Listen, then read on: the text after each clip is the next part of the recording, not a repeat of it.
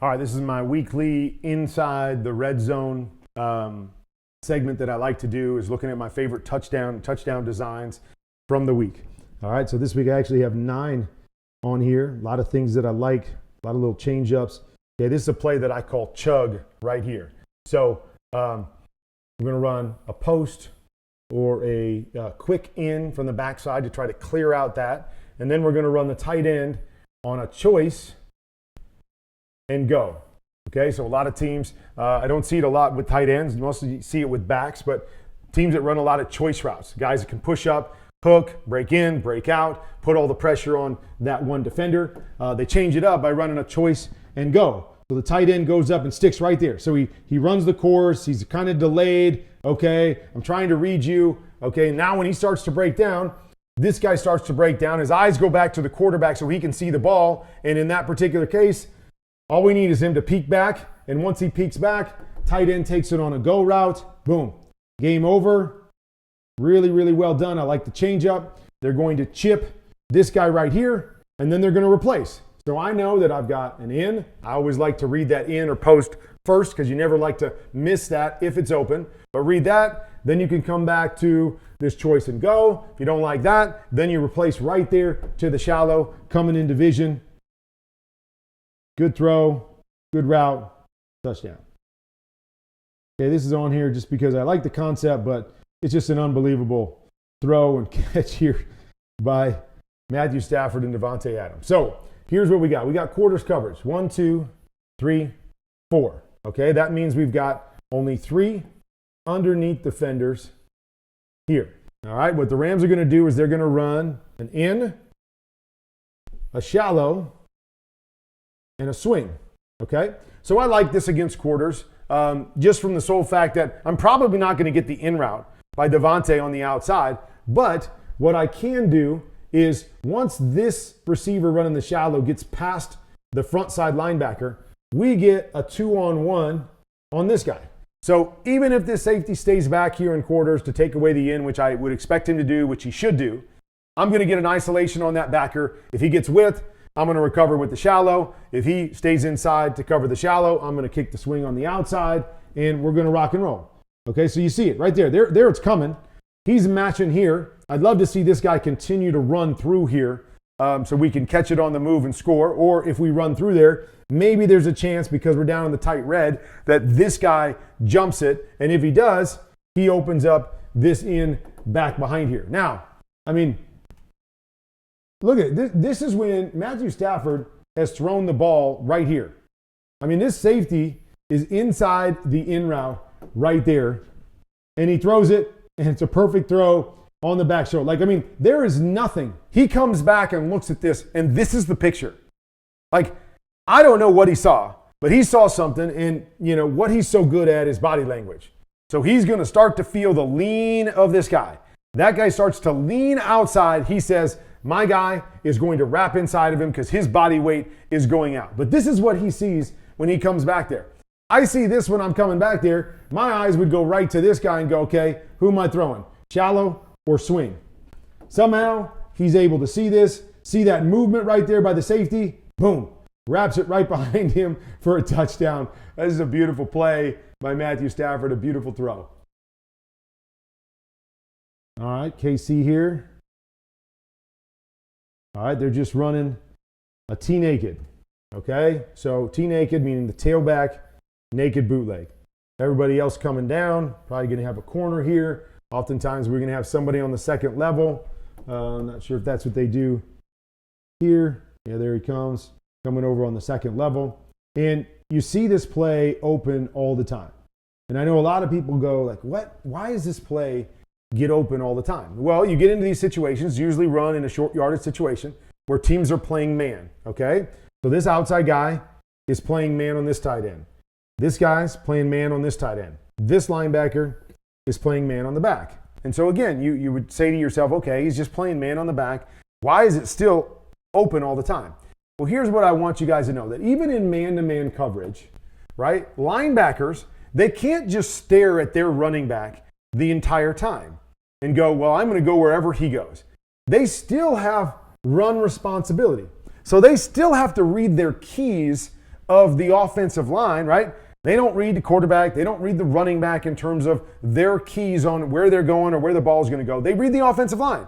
So they have to read their keys of the offensive line. So this offensive line, everybody steps to their right. So watch this linebacker's first move, first step. Where's he go? He goes to the right. Well, I'm reading my keys. This could easily be a handoff in an outside zone or a zone play to the right, so I got to read my keys. Okay, now I realize, oh, it's a pass. Now I'm behind. My responsibility of covering the back while also filling my gaps and being able to read run first puts me in a bind, and that's why he's late getting out there. It's an easy pitch and catch, and it's a touchdown. And we can sit back and go, my gosh, you got to go cover that guy. He ran straight out there. Well, we have to understand how hard it is for these linebackers and guys that have run fits, and they also have pass responsibilities, and that's what Kansas City took advantage of there. Okay, another Kansas City play. We've actually already seen this once. Buffalo hit this beginning of the year. Wouldn't be surprised if Kansas City stole it from them, even though it's probably already in their playbook. But we're going to come down and we're going to run the knife concept. So the guy down the middle, he's going to lean outside and try to free up this linebacker from chasing him. Lean outside a little bit, but you have to stay inside the safety. Funny thing is, Buffalo, when I showed this the first time, week 1, ran this against Baltimore in the red zone for the first touchdown of the year. They ran knife. Kansas City said, hey, that's a good concept against this Buffalo team that likes to play split safeties down here. What are we going to do? We're going to do the exact same thing. That little lean out. You see the little lean out by Thornton? That little lean out says, oh, he's going outside. I'm going to let him go, and I'm going to come jump the underneath guy. Boom. Now we get the one up over the top. Right there. Really well done. Film study. Buffalo ran it. They came back and ran it against the same team. Same results. Okay, we got a few. This is one of my favorites from this game.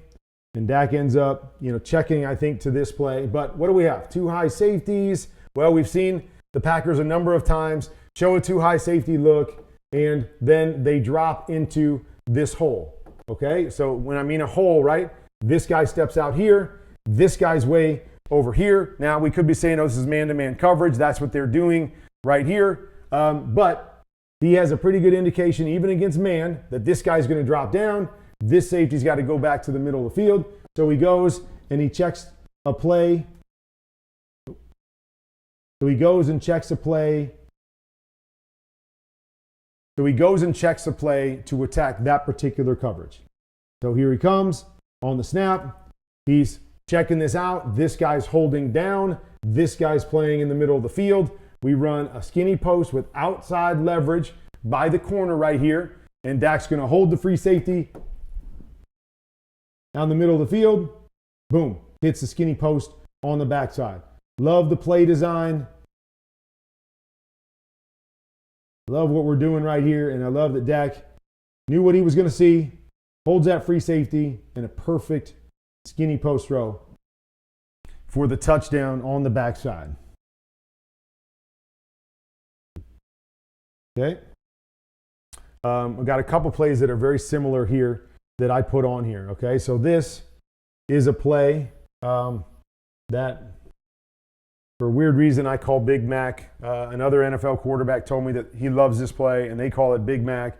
So I've started to call it Big Mac. It's similar to the F-post concept that I ran in St. Louis. We just never had this flat on the outside.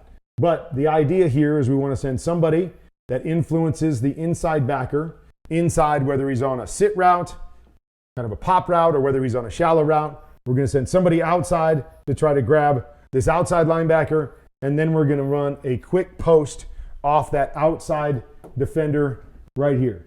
Okay, so you see there's a little pop route on the inside. Man, we hold that guy. Perfect. Here's our flat to this side to work this guy and get him moving out, and then bang.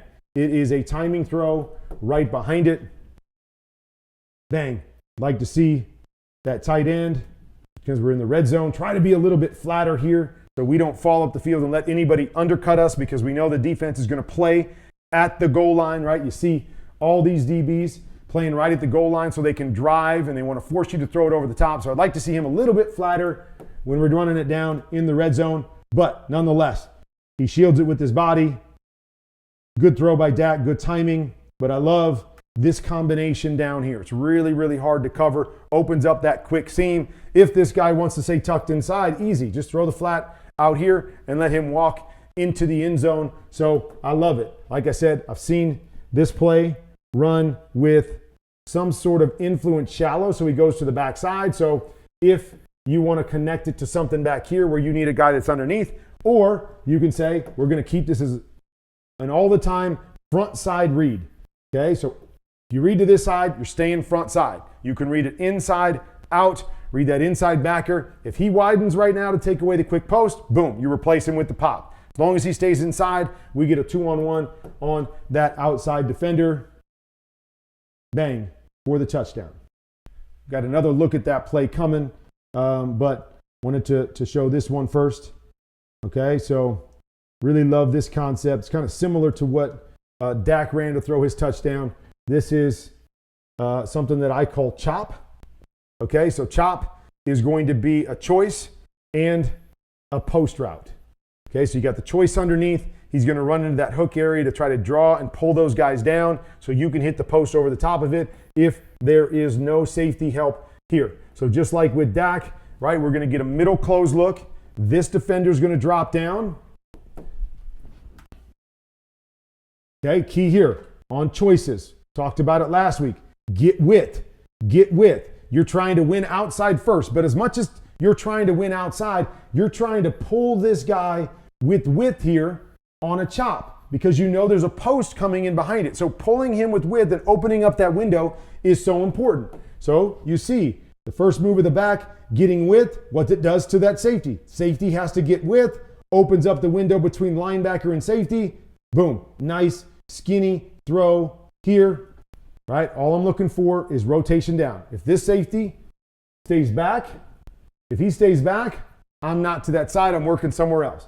But as soon as I get him to come down, the whole assessment is, can I beat this guy with a post throw? I'm going to come over there if I can, and I'm going to read that safety. Okay, so once I know that front side safety can't get to the post, I'm going to read this guy. He stays with depth, perfect.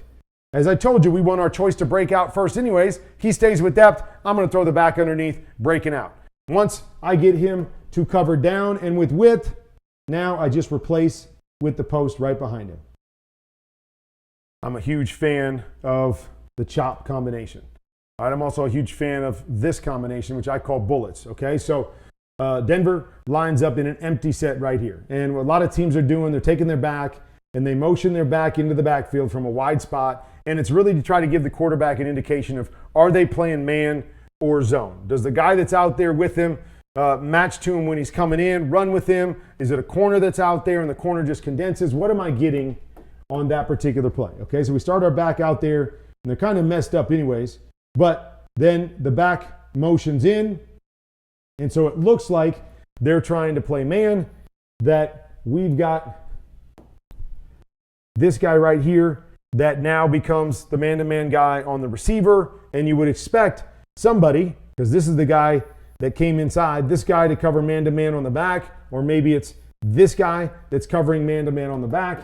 But everybody has walked up to that side, okay? So they condense, and now Cincinnati's all messed up here in my opinion, right? Because they're pushing all these guys over here, and okay, maybe that's the case, and they're gonna bring full pressure, but then somebody over here on this backside has to peel on the back. But they've got the back running what I call a bullets route. Okay, so it's half swing, half shoot route. So a swing is obviously going to go parallel to the line of scrimmage. A shoot route is going to continue on down the field. So we're running a combination of both because I want the quarterback to have the option to throw the swing. And then if he doesn't get the swing, he's going to continue on the shoot. And I've got the option to throw it over the top on the shoot. But they motion back. They confuse Cincinnati. Nobody on this side. And again, they bring all out pressure. Okay, so this guy was right. Hey, we got man over here, but there's somebody on the backside that has to peel with the back. Maybe they're counting on him to stay in and block. Good play call right here. Okay, so they're going to run a hook right here, a shallow, and the bullets. Okay, so it's going to be one of those pure progression plays, 1 to 2 to 3 on that side. But here, they drop the back completely. Easy pitch and catch in the hot situation with the pressure on him to the back for the walk-in touchdown. I'm a huge bullets fan. Okay, so bullets, a lot of times you can run a little bit of a rub right here and then a return with the bullets right here. And so we can work it to one side if we want. Obviously, they're taking the shallow and putting the shallow where that pivot would be to get the same sort of inside out for the quarterback, but easy pitch and catch right here for that touchdown. Okay, and then the last one is going to be another look at Big Mac. So here, we're going to run the influence shallow, we're going to run the flat, and we're going to motion to the quick post right here. Now, we're going to bring pressure from the outside here, okay, but we're going to read the first inside guy. It happens to be the backside linebacker, so he's got a lot of width, okay. Now, what does this guy do? This guy pushes hard to the flat. We're going to replace with good timing, stick that back foot in the ground, boom, put the ball in between those defenders, and we got ourselves, I would say, another touchdown. I think he was actually stopped on the 1-inch line, but I wanted to show it because it was a different version of what Dallas ran, but the same sort of thing down here. Good timing by the quarterback. I love this play. I think it's really good against man and zone. And boom, we saw it twice against zone, work for touchdown, and a really, really close to a touchdown right there. But those are my favorite touchdown plays from the week.